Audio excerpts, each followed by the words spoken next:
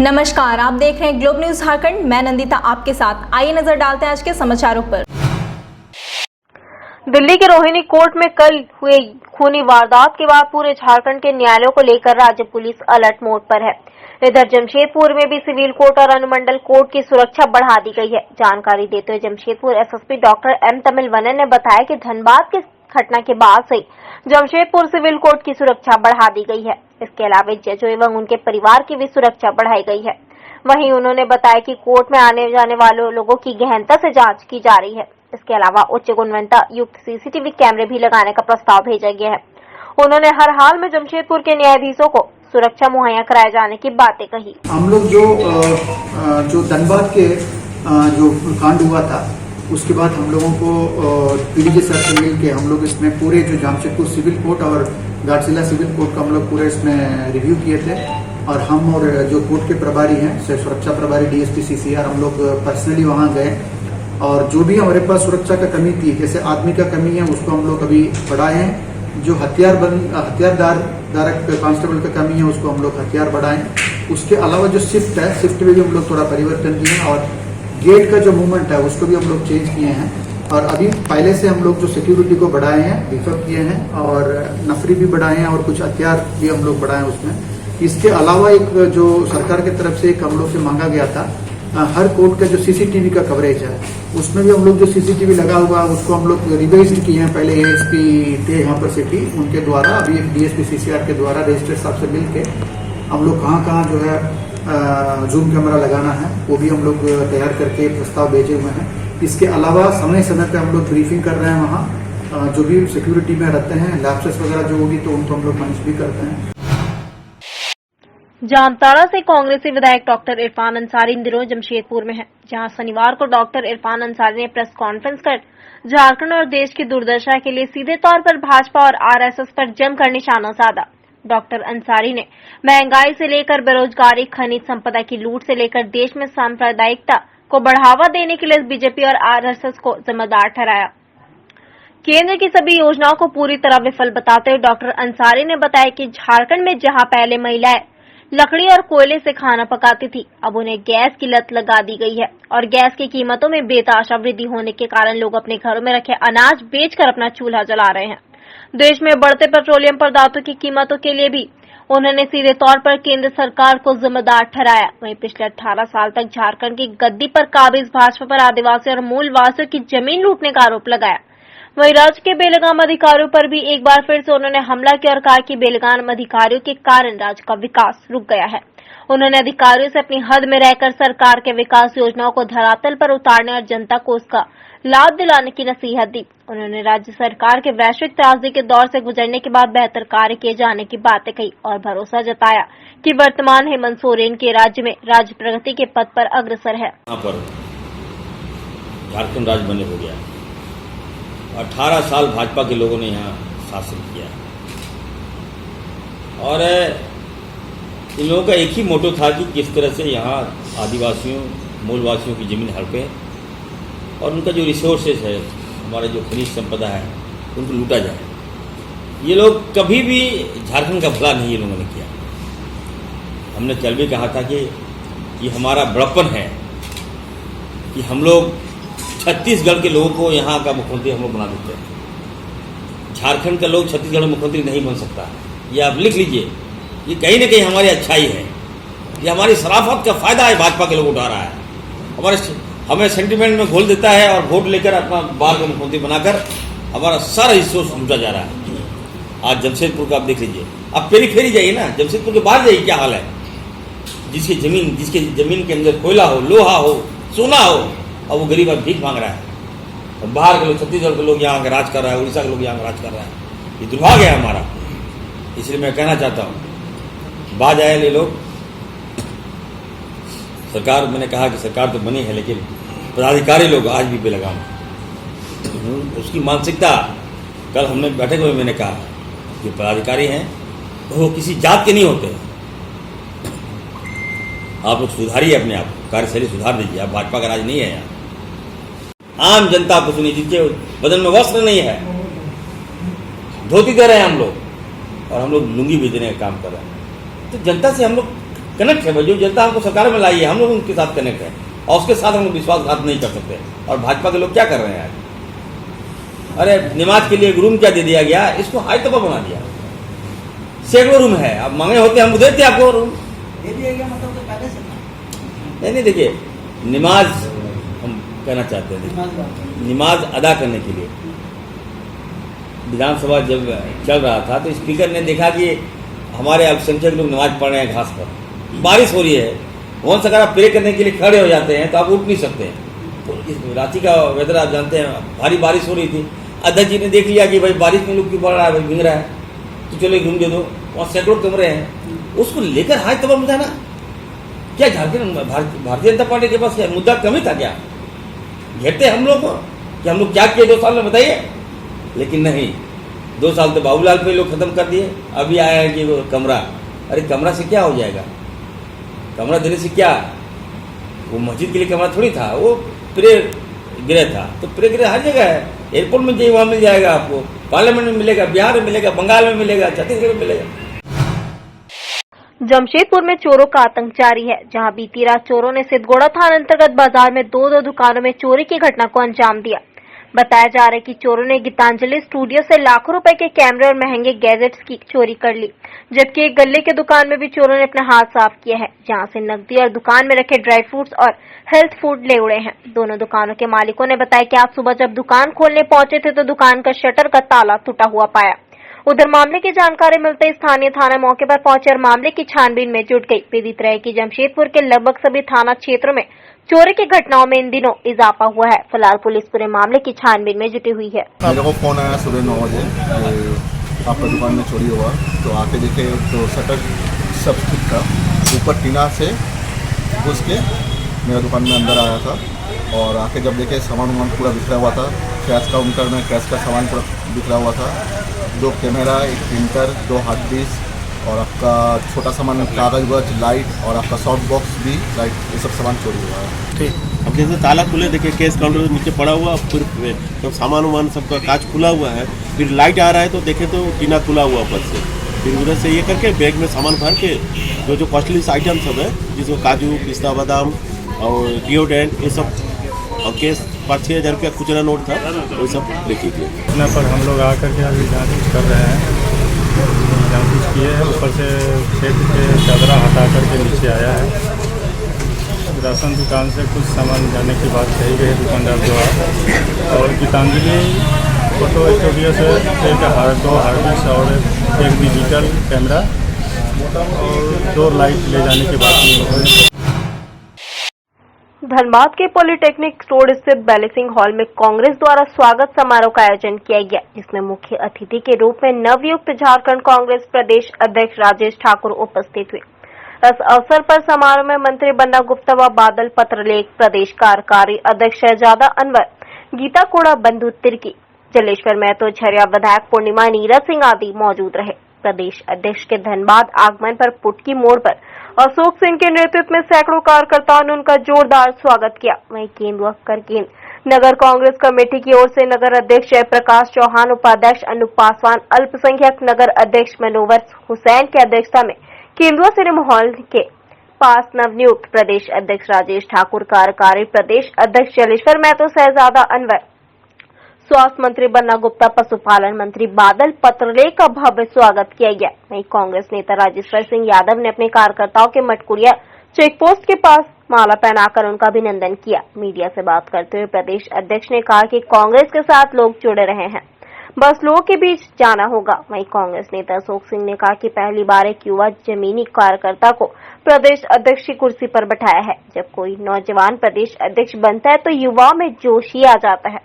उनका प्रदेश अध्यक्ष बनने के बाद पहली बार धनबाद आगमन पर कांग्रेस कार्यकर्ता और महिषी परिवार के तरफ से स्वागत है। देरी जरूर होगी, लेकिन वो जो भोजपुरी और अंगिका और माघी की बात है वो होगी। मुख्यमंत्री की बात का आप विरोध करते हैं? नहीं, देखिए, आप ये मत समझिए, मुख्यमंत्री अपनी बात कह रहे हैं, कांग्रेस पार्टी अपनी बात कह रही है। हम लोग के गठबंधन की सरकार है, दोनों कहीं न कहीं पर जाकर के मिलेंगे। तो ऐसा नहीं लोग रेल की पटरी से कहीं मिले ही नहीं? नहीं, वो आप लोग इस तरह का अंदाजा लगाते रहिए, कहीं कोई दिक्कत की बात नहीं है। मैंने आप साथ में रहे, वो विरोध में रहे?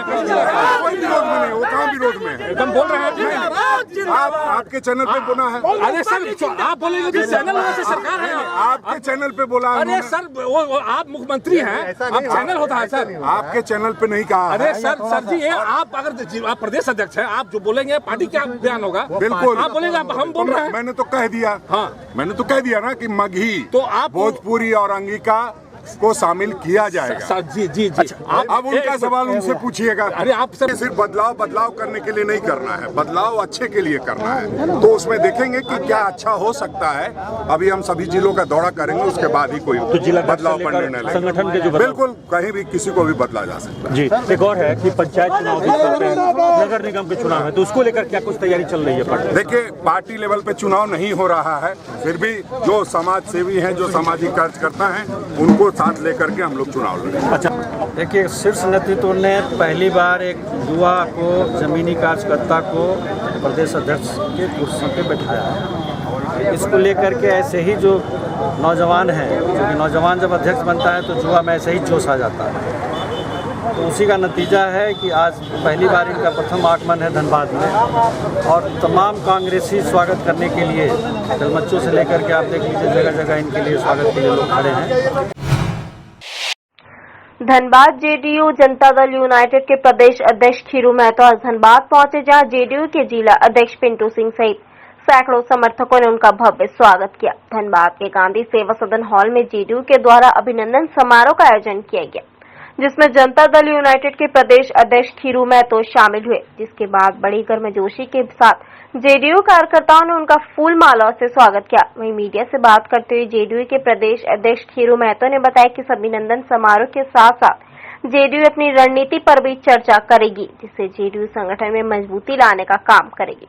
यही नहीं, पूरे झारखंड में संगठन को प्रबल और मजबूत करने पर भी जोर दिया जाएगा। साथ ही उन्होंने कहा कि लगातार पिछले 15 तारीख से हमारा कार्यक्रम प्रमंडल स्तर पर चल जा रहा है, जिसमें गिरिडीह, हजारीबाग, कोडरमा, धनबाद सहित अन्य कई जिला शामिल है। प्रदेश अध्यक्ष खीरू महतो ने कहा कि जेडीयू आने वाले नगर निगम चुनाव में भी जेडीयू से अपना प्रत्याशी खड़ा करने की तैयारी में है, चुनाव लड़ने की तैयारी में है, ताकि आने वाले समय में जेडीयू जनता तक पहुंचे और जन समस्याओं का समाधान करने का काम करेगी। गांधी सेवा सदन में चल रहे हैं अभिनंदन समारोह कार्यक्रम में प्रदेश अध्यक्ष खीरू महतो, प्रदेश उपाध्यक्ष गुलाब महतो, जिला अध्यक्ष पिंटू सिंह, राजू सिंह, सुभाष राय, धनबाद दुबे आदि शामिल। इस कर्म में हम लोग जुट गए हैं। 15 तारीख से कंटिन्यूस कार्यक्रम चल रहा है मेरा, सभी प्रमंडल वाइज हो गया। ये है सो आपका अभी ऐसा प्रमंडल का कार्यक्रम हो रहा है। कल हमारे गिरिडीह में प्रोग्राम है, फिर हजारीबाग का है, फिर कोडरमा और चतरा का भी है। कार्यक्रम में चल रहे हैं। संगठन को बल मिले, पुराने जितने भी साथी हैं, जितने नए साथी हैं जो लोहिया, कर्पूरी, जयप्रकाश के अनुयायी हैं, तो माननीय हमारे मुख्यमंत्री लोकप्रिय मुख्यमंत्री नीतीश कुमार और माननीय राष्ट्रीय अध्यक्ष नरेंद्र सिंह जी का और सब लोगों का एक ही राय है कि इस बार झारखंड में संगठन को खड़ा करना है, झारखंड ही पूरे देश में खड़ा करना है।